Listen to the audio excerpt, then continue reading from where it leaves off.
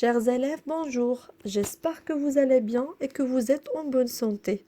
On se retrouve aujourd'hui dans une nouvelle vidéo d'une activité de lecture intitulée La valeur du dialogue dans un récit, dont l'objectif est d'identifier les caractéristiques et la valeur du dialogue dans un récit.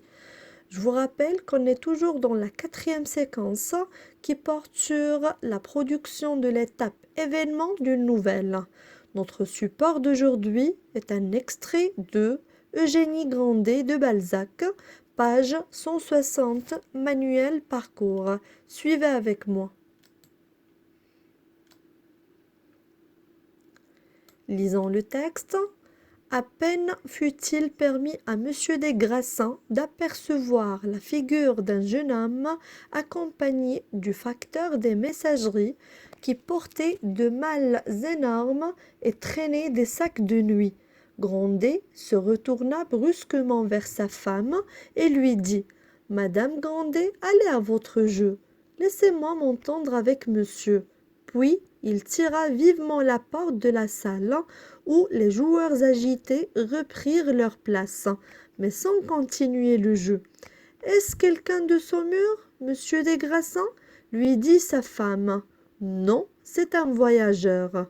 Il ne peut venir que de Paris. En effet, dit le notaire, en tirant sa vieille montre épaisse de 2 doigts et qui ressemblait à un vaisseau hollandais, il est 9 heures. Parbleu, la diligence du grand bureau n'est jamais en retard. Et ce monsieur est-il jeune? Demanda l'abbé Cruchot. Oui, répondit monsieur des Grassins. Il apporte des paquets qui doivent peser au moins 300 kilos. Nanon ne revient pas, dit Eugénie. Ce ne peut être qu'un de vos parents, dit le président. Bien sûr, comme je viens de vous signaler, c'est un texte extrait de Eugénie Grandet de Balzac. Avant qu'on passe à répondre aux questions de compréhension, on commence d'abord par l'illustration ou bien l'image qui présente des enfants, quand vous l'observez, des enfants jouant aux cartes. Voilà, autour d'une table de jeu. La première question à poser: quels sont ou bien qui sont les personnages en présence dans ce texte? Donc, on va relire le texte et on va en dégager tous les personnages en essayant de les classer après.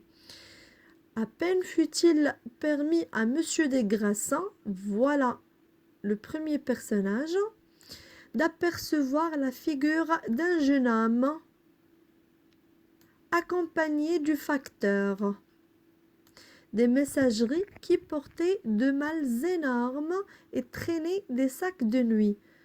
De malles énormes, c'est-à-dire de très grandes valises. Quelqu'un qui portait de malles énormes et traînait des sacs de nuit, c'est quelqu'un qui vient de revenir d'un voyage. C'est ce qu'on va découvrir par la suite. Grandet, un nouveau personnage, se retourna brusquement vers sa femme et lui dit: Madame Grandet, allez à votre jeu, laissez-moi m'entendre avec monsieur. Laissez-moi m'entendre avec monsieur, c'est-à-dire laissez-moi discuter avec lui ou bien laissez-moi lui parler. Peut-être il veut bien savoir qui est-ce.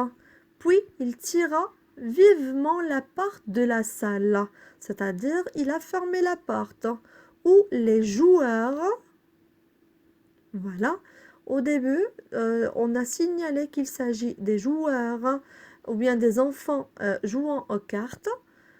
Donc, les joueurs agités reprirent leur place, mais sans continuer le jeu.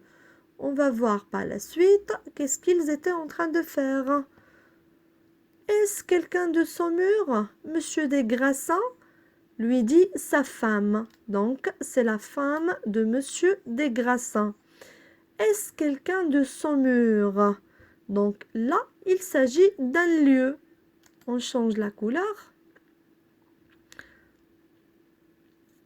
Voilà, ce n'est pas un personnage, c'est un lieu. Voilà, non, c'est un voyageur. Voilà ce que je vous ai dit au début. Un homme qui portait, ou bien un jeune homme qui portait de mâles énormes et traînait des sacs de nuit. On continue. Non, c'est un voyageur. Il ne peut venir que de Paris. En effet, dit le notaire. Voilà un nouveau personnage. En tirant sa vieille montre épaisse de 2 doigts et qui ressemblait à un vaisseau hollandais. Il est 9 heures. Donc là, c'est le notaire qui a pris la parole. Et bien sûr, on a une petite description, d'accord, de ce qu'il est en train de faire. Donc, dit le notaire, en tirant sa vieille montre épaisse de 2 doigts et qui ressemblait à un vaisseau hollandais. Il est 9 heures, c'est-à-dire c'est lui qui a indiqué le temps. Parbleu, la diligence du grand bureau n'est jamais en retard. Et ce monsieur est-il jeune? On parle bien sûr toujours du voyageur, demanda l'abbé Cruchot. Voilà un nouveau personnage. Oui, répondit monsieur des Grassins. Il apporte des paquets qui doivent peser au moins 300 kilos. Donc là, des paquets, on parle toujours des valises qui sont trop lourdes. Voilà, des paquets qui doivent peser au moins 300 kilos. Bien sûr, cela prouve qu'il s'agit d'un jeune homme. C'est quelqu'un qui peut très bien apporter des paquets qui pèsent au moins 300 kilos. Nanon ne revient pas, dit Eugénie. Nanon, Eugénie. Donc, de nouveaux personnages. Nanon ne revient pas. Si on revient au début du texte, quel est le personnage qui n'était pas assis à table? Bien sûr, c'était Grandet. D'accord? Et bien sûr, sa femme était avec lui. Voilà, Grandet se retourna brusquement vers sa femme. De là, on peut dire que Grandet, c'est le nom et son prénom, c'est Nanon, Nanon Grandet. Et sa femme, elle s'appelle Eugénie Grandet. Donc, on a la Madame Grandet. Donc, son prénom, c'est Eugénie. Et bien sûr, ça renvoie à la source de notre texte. Eugénie Grandet. Passons maintenant aux autres questions. D'accord? Si on commence par le lieu et le temps de l'histoire. Bien sûr, la scène ou bien l'action se passe à la maison de monsieur et madame Grandet qui se trouve à Saumur. Et cette action se passe à 9h du soir. À 9h du soir. Les personnages cités dans ce texte, j'ai essayé de les classer en 2 catégories. La première, c'est le jeune homme, c'est l'inconnu, qui arrive avec ses valises et le facteur qui l'accompagne. Catégorie numéro 2, ce sont les joueurs de cartes, qui étaient Nanon Grandet et sa femme, Madame Eugénie Grandet, Monsieur des Grassins et sa femme, le notaire, l'abbé Cruchot et le président. Ce texte représente quelle étape du schéma narratif? Je vous rappelle qu'il s'agit de 5 étapes du schéma narratif ou bien la structure narrative. C'est la situation stable, l'élément perturbateur, les péripéties, la solution et la situation finale. Donc pour répondre à cette question, on peut bien diviser le texte en 2 passages. Le premier passage représente l'étape élément perturbateur, c'est l'arrivée du jeune homme qui perturbe l'action principale, c'est le jeu de cartes. Le deuxième passage représente un extrait de la phase péripétie ou bien événement, c'est le reste du texte. Donc, comment l'auteur a-t-il intégré le dialogue dans son récit? Autrement dit, quelles sont les caractéristiques du dialogue ou bien comment on a su qu'il s'agit d'un dialogue? Bien sûr, c'est grâce aux tirets. Voilà, les tirets. Et on a le verbe ou bien les verbes introducteurs, voilà, dit le notaire, dit sa femme, demanda l'abbé Cruchot. Et bien sûr, on a le discours direct. Voilà, l'auteur a gardé les tirés, mais il a mis le verbe introducteur et le nom du personnage qui parle à la fin de chaque discours direct. Remarque, l'auteur a enlevé les guillemets du discours direct. Bien sûr,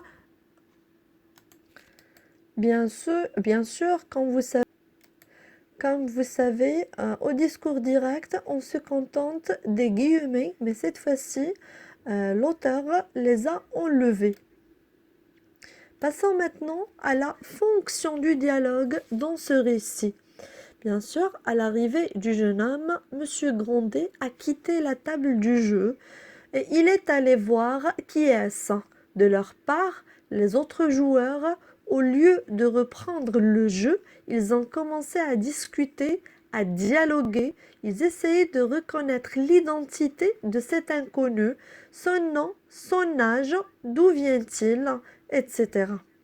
De là, on retient que les caractéristiques du dialogue sont les verbes introducteurs, les signes formels ou bien les signes de ponctuation et les informations données sur les personnages. Donc, revenons au verbe introducteur. On a quelques exemples comme le verbe dire, demander, répondre et bien sûr il y en a d'autres verbes, mais ce sont les verbes les plus fréquents ou bien les plus utilisés. Les signes formels ou les signes de ponctuation sont les tirets, les points d'interrogation, les points d'exclamation et les guillemets. Par contre, les informations qu'on donne à travers le dialogue sont des informations sur l'origine, sur l'âge, sur les actions, sur l'état des personnages. Pour récapituler tout ce qu'on vient de dire, on peut conclure que le dialogue occupe une place importante dans le récit. Il joue une fonction informative. Il donne des informations sur les personnages, les lieux, les temps, les actions et les sentiments des personnages. Et surtout, il permet de faire avancer les actions. Merci pour votre attention et on se retrouve dans une autre vidéo. À bientôt.